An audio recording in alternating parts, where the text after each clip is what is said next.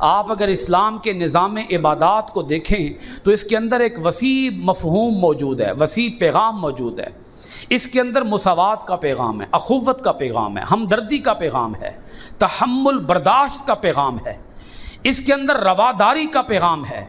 آپ دیکھیں جب نماز ہوتی ہے، نماز تو وہ محلے کی مسجدوں میں ہوتی ہے، پنجگانہ نماز، 5 نمازوں کی بات کر رہا ہوں۔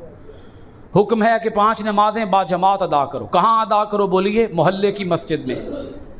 جب جمعے کی نماز آتی ہے تو دین کہتا ہے نہیں، اب محلے کی مسجد میں نہیں، اب جامع مسجد کے اندر جا کر جمعہ ادا کرو، تاکہ نماز پنجگانہ سے بڑا اجتماع جمعے کا اجتماع ہو۔ نماز پنجگانہ سے بڑا اجتماع جمعے کا اجتماع ہو۔ پھر جب جمعے کا اجتماع ہوتا ہے، جب عید الفطر آتی ہے یا عید الاضحیٰ آتی ہے، یہاں دین حکم دیتا ہے اب عیدگاہ کی طرف جاؤ اور بڑا میدان تلاش کرو، عیدگاہ میں جاؤ، وہاں جا کر اور بڑے اجتماع کے ساتھ اللہ کے حضور جا کر حاضری پیش کرو۔ پھر جب حج کا موقع آتا ہے، حج کا موقع، دنیا کا سب سے بڑا اسلامی اجتماع خانہ کعبہ میں ہوتا ہے، صحن حرم میں ہوتا ہے، میدان عرفات میں ہوتا ہے، میدان منا کے اندر ہوتا ہے، میدان مزدلفہ کے اندر ہوتا ہے۔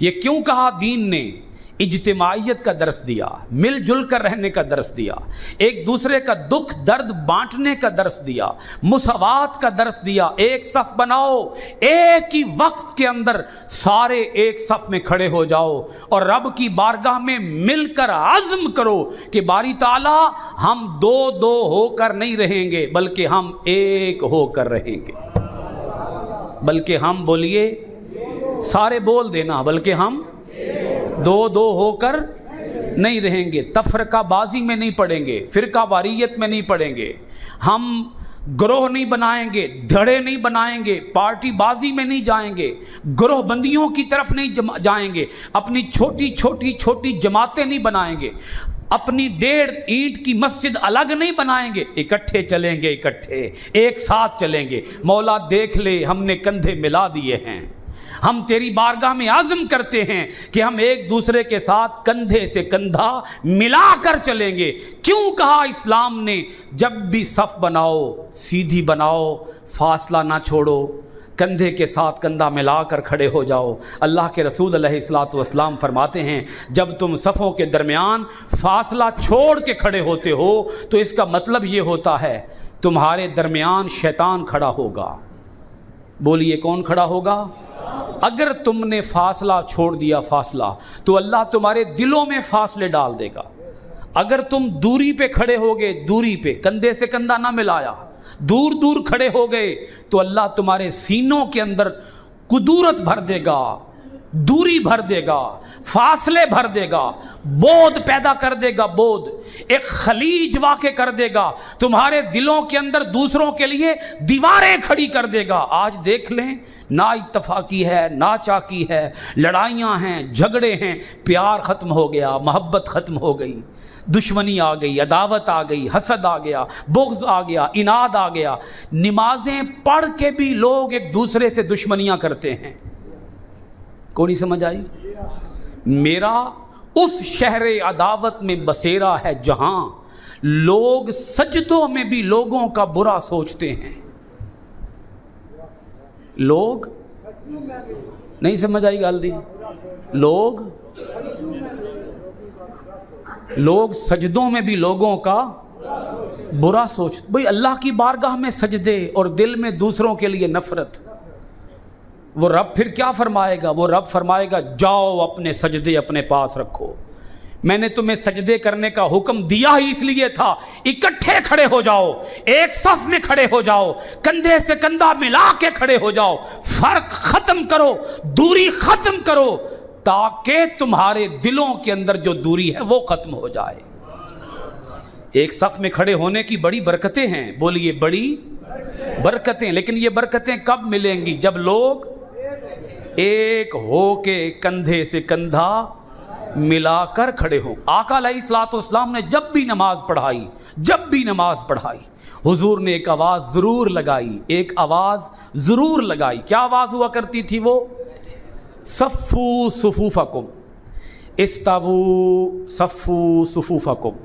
یہ آواز آپ میں سے جو لوگ مسجد حرام میں، مسجد نبوی کے اندر جا کر نمازیں ادا کر کے آئے ہیں، یہ ان کو آواز سننے کو ملی ہوگی.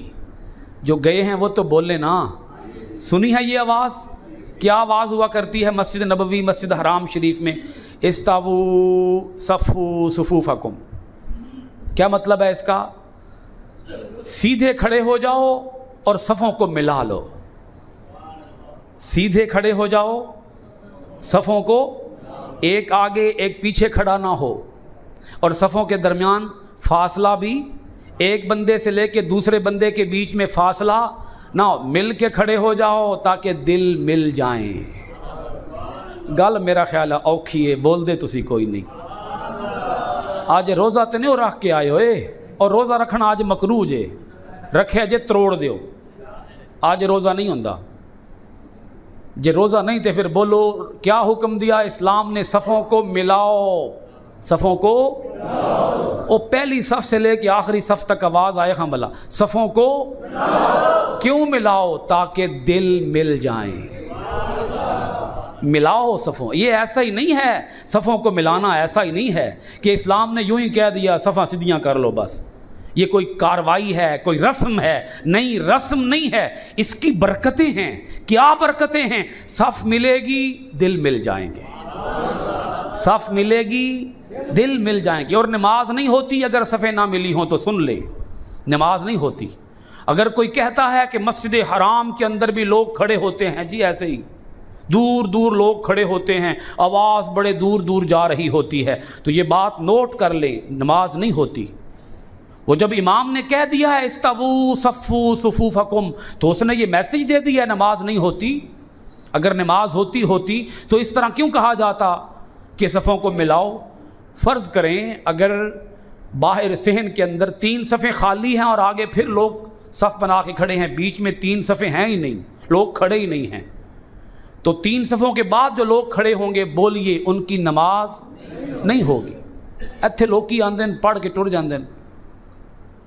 بعض اوقات دیکھا گیا ہے مسجد نماز جنازہ ہے تو نماز جنازہ کی وجہ سے رش ہے، ہجوم ہے، ٹھیک ہے، باقی لوگ اندر صحن میں کھڑے ہیں تو باہر 3 صفیں پیچھے بنی ہیں، پیچھے کر کے صحن کے اندر، تو وہ کیا کریں گے؟ ادھر ہی صفوں پر کھڑے ہو جائیں گے. پتہ ہی کوئی نہیں کسی کو. وہ بھائی دین کا ہمیں پتہ نہیں ہے، دین کا ہمیں شعور نہیں ہے. سن اے پتہ ہے بھائی کنیاں 20 دا 100 ہوندا ہے، اے پتہ ہے، سن دین کا پتہ نہیں ہے. حصول ثواب کے لیے اس ویڈیو کو شیئر کریں. جزاکم اللہ.